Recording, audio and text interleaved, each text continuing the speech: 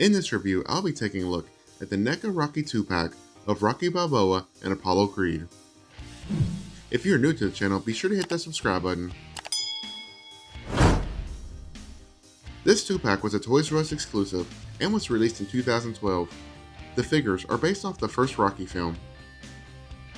Let's start off by taking a look at the Master of Disaster, Apollo Creed. As you can tell by the face, Apollo here has definitely taken a few shots to the face. Apollo was portrayed by Carl Weathers in the film. In my opinion, they did a fantastic job of capturing Weathers' likeness. The look on the face is meant to be towards the end of the fight, as there is severe bruising around the eyes, and he just has an exhausted expression on his face. The plastic has a shininess to it, which adds to the great attention to detail since he looks as if he is drenched in sweat. The sculpting of the head is just top notch.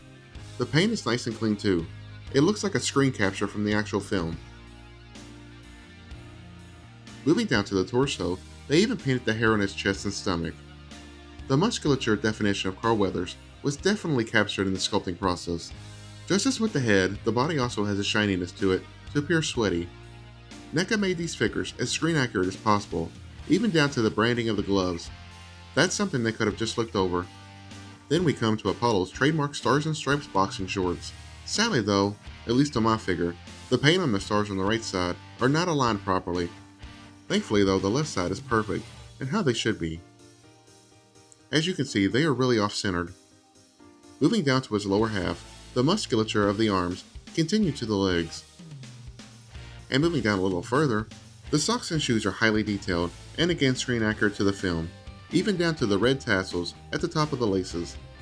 But my second biggest gripe besides the stars on the shorts is the peg to allow for the toe articulation was not painted to match the shoe, and therefore you have a brown circle that sticks out like a sore thumb. But alas, the rest of the shoes look great. Apollo does have pegos on the bottoms of his feet. Turning around to the back side, it's not much different than the front. Here you can see the sculpted laces and wrinkles in the gloves. The musculature of the back is consistent with the rest of the body.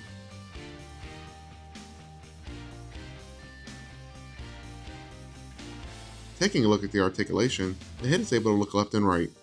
It can also tilt side to side. It can look down really far. It doesn't look up much though. The shoulders can go outwards. The arms can go forwards and backwards, as well as rotate 360 degrees.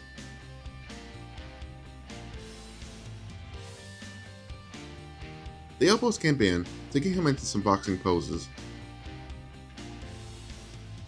After all, what would be the point of this figure if it couldn't do that?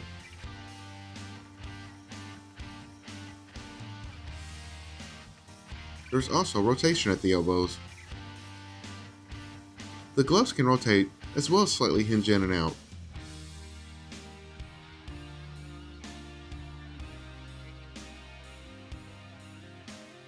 The torso can rotate as well as tilt side to side.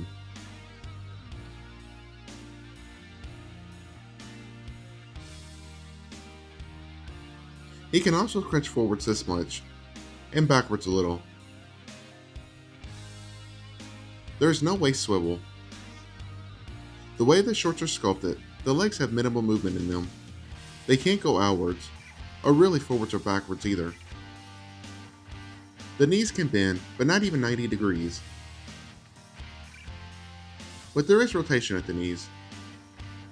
There's nothing in the lower leg or boot. The feet can hinge up and down, and they can also rotate, as well as rock side to side. And finally, there is a toe hinge. I'm personally not a fan of toe articulation, but it's there if you are. And now we come to the Italian stallion Rocky Balboa. Rocky here is in a lot worse shape than the experienced Apollo. Looking at the head sculpt, I think they nailed the look of Sylvester Stallone, especially when it comes to the mouth. For those of you who don't know, the reason that one side of his mouth droops down was caused at birth. When Stallone was born, the doctor's forceps severed a facial nerve, resulting in the lower side of his mouth being paralyzed, including parts of his lip, tongue, and chin. The bruising around the eyes are very convincing. I'm very pleased with how the head sculpt turned out. Moving down to his torso, the first thing to point out is that he's not as hairy as Apollo, with Rocky just having a little patch of hair in the middle of his chest. There are several splatters of blood on the chest and stomach. Rocky has the same level of detail on the boxing gloves as well, and even has the Everlast logo on the trunks. As with Apollo, the plastic of the skin does have a shine to it to make it resemble that of being sweaty. Although Rocky is more synonymous with a black and gold color scheme, in the first film he wore white trunks with red trim. As with several other parts of the body, the trunks have bloodstains on them. Moving down to his lower half, Rocky is wearing white boxing shoes with white and red socks. The level of detail is very nice.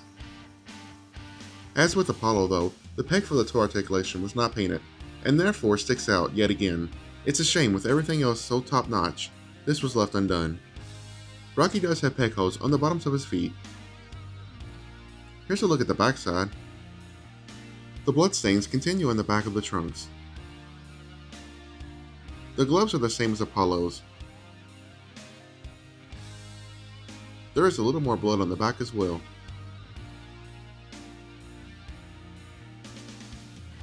The articulation is going to be exactly the same as Apollo, but I will still show it anyways. The head is able to look left and right, as well as tilt side to side.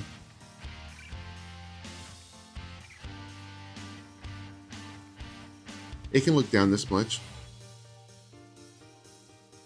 and up this far.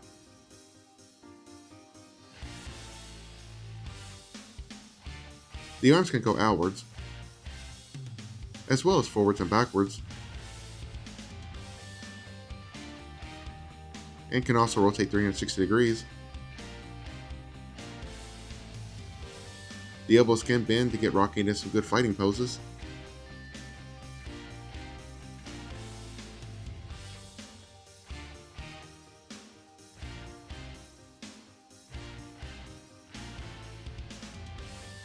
There is also rotation at the elbows. The gloves can rotate 360 degrees, as well as slightly hinge in and out.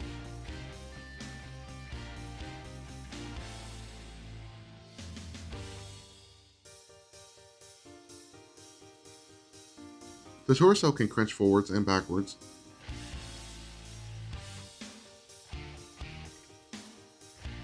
It can also tilt side to side and rotate as well.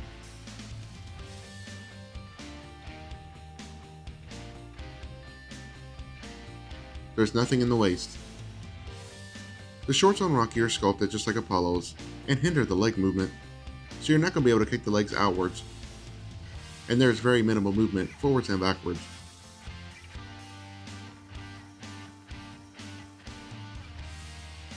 The knees can bend, but not even 90 degrees. There is rotation at the knees.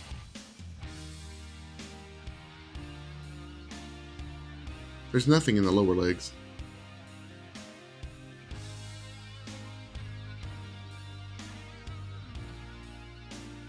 The feet can hinge up and down, as well as rock side to side.